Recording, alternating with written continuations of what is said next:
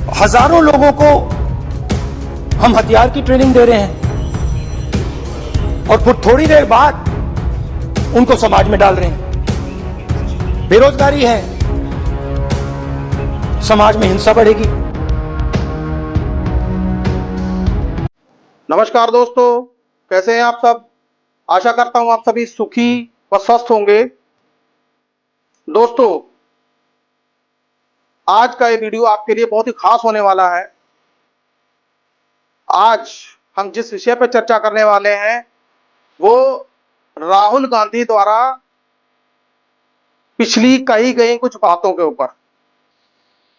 दोस्तों, जिस तरीके से आजकल का घटनाक्रम चल रहा है और जो पिछले 1 साल या 2 साल में या पिछले कई सालों में जो राहुल गांधी ने कुछ बातें ऐसी कही थी, वो बातें आज सच साबित होती हुई दिखाई दे रही हैं। दोस्तों, मैं ऐसा इसलिए कह रहा हूं कि राहुल गांधी ने नोटबंदी के बारे में भी कहा था। इनफैक्ट नोटबंदी के ऊपर भारत के पूर्व प्रधानमंत्री श्री मनमोहन सिंह ने भी कहा था कि नोटबंदी देश की अर्थव्यवस्था को बर्बाद कर देगी। उसी तरह से राहुल गांधी ने जब देश में कोरोना ने पैर पसारे तो कोरोना के ऊपर भी राहुल गांधी ने सरकार को चिताया, लेकिन सरकार ने राहुल गांधी की बातों को बिल्कुल नजरअंदाज कर दिया। राहुल गांधी को बीजेपी हमेशा एक नासमझ और पप्पू का टैग देती रही। लेकिन दोस्तों, एक बड़ी दिलचस्प बात है कि राहुल गांधी द्वारा कही हुई बातें आज सत्य साबित हो रही हैं।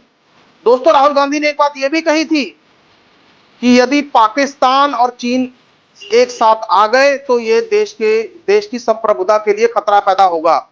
और देख लीजिए दोस्तों, बांग्लादेश में जिस तरीके के हालात पैदा हुए हैं, राहुल गांधी की भविष्यवाणी एकदम सटीक साबित हुई। दोस्तों, आज से 1 साल पहले राहुल गांधी ने अग्निवीर को लेकर भी सरकार को चेताया था। अग्निवीर योजना का विपक्ष ने जमकर विरोध किया था, लेकिन सरकार ने जैसे तैसे इसको पास करवाकर लागू करवा दिया। अब अग्निवीर शॉर्ट टर्म के लिए सेना में भर्ती होते हैं, उनको ट्रेनिंग बाकायदा दी जाती है और बाद में फिर वो वही सामाजिक जीवन में लौट आते हैं। फिर वो पूर्णतः यूं कह लें कि बेरोजगारी हो जाते हैं। दोस्तों, मैं थोड़ा सा ध्यान आपका इन दो घटनाओं पर लेके जाना चाहता हूं। आपको ये याद होगा कि अब से कुछ दिन पहले मध्य प्रदेश में एक ज्वेलरी शॉप पे 50 लाख की लूट हुई थी। दोस्तों, उस लूट का मास्टरमाइंड एक अग्निवीर निकला, लेकिन जब पुलिस द्वारा पूछताछ करने पर जो तथ्य सामने आए वो बड़े ही हैरानीजनक थे। अपने जीजा का 50 लाख रुपए का कर्जा चुकाने के लिए उसने ये लूटपाट को अंजाम दिया। दोस्तों, इससे भी कुछ समय पहले कार स्नैचिंग के केसेस हो रहे थे, उसमें भी एक अग्निवीर को ही पंजाब पुलिस ने पकड़ा, दोषी बनाया। दोस्तों, ये अग्निवीर के जो हाईलाइटेड केसेस हैं, अब ना जाने कई केसेस ऐसे हो भी सकते हैं या नहीं भी हो सकते, उनके बारे में हम श्योरली नहीं कह सकते, लेकिन इन दो हाईलाइटेड केसेस में के बारे में अगर हम बात करें तो यदि यही अग्निवीर कंटिन्यू अपनी जॉब को करते जाते तो क्या उन्हें ऐसा कुछ करने की जरूरत पड़ती। देखिए, समाज में यदि कुछ गलत होता है तो हम उस गलत का हमेशा विरोध करेंगे। अगर कोई किसी अपराध को अंजाम देगा तो अपराध वो कानून की नजर में गलत तो है ही है, साथ में हमारी नजर में भी वो पूरी तरीके से गलत है। बात हम फिर करेंगे अग्निवीर के ऊपर। सरकार ने जब ये योजना लागू की अग्निवीर, राहुल गांधी ने इसके बारे में पहले से ही चेता दिया था कि अग्निवीर पूरी तरीके से ट्रेनिंग पाएंगे और फिर 4 साल सरकार में नौकरी करेंगे, उसके बाद फिर बेरोजगार हो जाएंगे। अब बेरोजगारी के बाद वो क्या करेंगे क्या नहीं करेंगे, कौन जानता है। इन दो घटनाओं के पीछे आप क्या समझते हैं। ये दो घटनाएं अपने आप में साबित करने के लिए काफी हैं कि अग्निवीर योजना का विरोध जो राहुल गांधी कर रहे थे वो एकदम से सटीक था, सही था। और इस योजना को राहुल गांधी ने बंद करने का भी प्रस्ताव दिया था, लेकिन राहुल गांधी की बात तो कभी बीजेपी ने मानी ही नहीं। उन्हें हमेशा एक नासमझ और न जाने क्या क्या कह के सम्मानित करते रहे।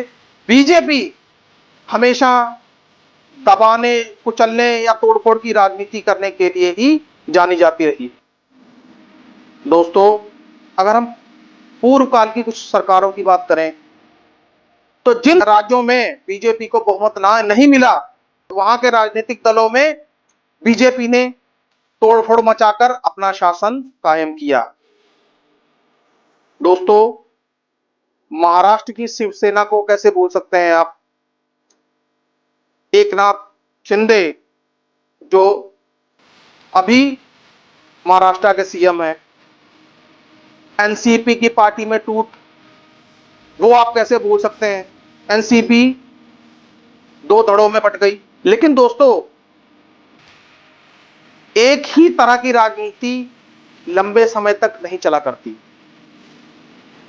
2024 के लोकसभा चुनावों में बीजेपी की यही राजनीति बीजेपी के ऊपर भारी पड़ गई, लेकिन बीजेपी ने फिर भी इससे कोई सबक नहीं सीखा। झारखंड के पूर्व सीएम चंपई सोरेन बीजेपी में जाने का लगभग मन बना ही चुके हैं और बीजेपी इस बदलाव को अपनी जीत की गारंटी मान रही है दोस्तों। लेकिन दोस्तों, बीजेपी को यह भी देख लेना चाहिए कि जो तोड़फोड़ लोकसभा चुनावों से पहले महाराष्ट्र में हुई थी, महाराष्ट्र के चुनावों में बीजेपी का क्या हश्र हुआ था। और तो और लोकसभा चुनावों में सीता सोरेन, जो कि शिबू सोरेन के खानदान से ही ताल्लुक रखती हैं, सोरेन परिवार के खिलाफ बीजेपी की ओर से लड़ी, लेकिन अंजाम क्या हुआ? नलिन सोरेन से हार गई। फिर कहा जा सकता है कि बीजेपी की राजनीति, तोड़फोड़ वाली राजनीति बीजेपी के ऊपर उल्टी ही पड़ गई। ऐसी राजनीति कब तक चल सकती है? नहीं चल सकती दोस्तों ऐसी राजनीति। दोस्तों, अब 2024 के बाद हालात बहुत ज्यादा बदल गए हैं। अब देश में पूरी तरह से राहुल गांधी का फैक्टर हावी होता दिख रहा है। देश में मानो अब राहुल गांधी को प्रधानमंत्री मोदी से ज्यादा सुना जाता है। जो लोग कांग्रेस को छोड़कर चले गए थे, अब वही लोग कांग्रेस से दोबारा वापस आने की राह देख रहे हैं। हरियाणा के हालातों को ले लीजिए। हरियाणा में तो बीजेपी के बिल्कुल खिलाफ ही माहौल बना हुआ है। बेरोजगार, किसानों का मुद्दा, ये सब वहां के लोग कैसे भूल सकते हैं दोस्तों? एमएसपी। दोस्तों, बीजेपी जनता के मुद्दे छोड़कर केवल अपनी तोड़फोड़ की राजनीति में ही व्यस्त है। पब्लिक क्या इस तोड़फोड़ की राजनीति को एक्सेप्ट करेगी? नहीं करेगी, क्योंकि 2024 के लोकसभा चुनावों में इसकी एक झलक दिख चुकी है। अभी हाल ही में संपन्न हुए उपचुनावों में भी इसकी झलक दिख चुकी है। आने वाले चुनावों में भी जिस तरह से राहुल गांधी की लहर चल रही है, बीजेपी का शायद ऐसा ही हश्र होने वाला है। एक महत्वपूर्ण इंफॉर्मेशन आप सभी के लिए। और दोस्तों, वर्ल्ड में एम पॉक्स नाम की महामारी अपने पैर पसार रही है लोग को। यह महामारी इतनी संक्रामक है कि वर्ल्ड हेल्थ ऑर्गेनाइजेशन ने इसे पब्लिक हेल्थ इमरजेंसी डिक्लेयर कर दिया है। दोस्तों, आपको जान के हैरानी होगी, 2022 से लेके अब तक 99,176 केसेस आ चुके हैं, जिनमें से 208 डेथ्स हो चुकी हैं। दोस्तों, इस वायरस के बारे में इतना यह भी कहा जा रहा है कि यह बहुत ही ज्यादा संक्रामक है और बहुत ही ज्यादा इन्फेक्टेड है। जिन लोगों की इम्यूनिटी कम है, उन लोगों पर यह वायरस बहुत ही ज्यादा घातक है।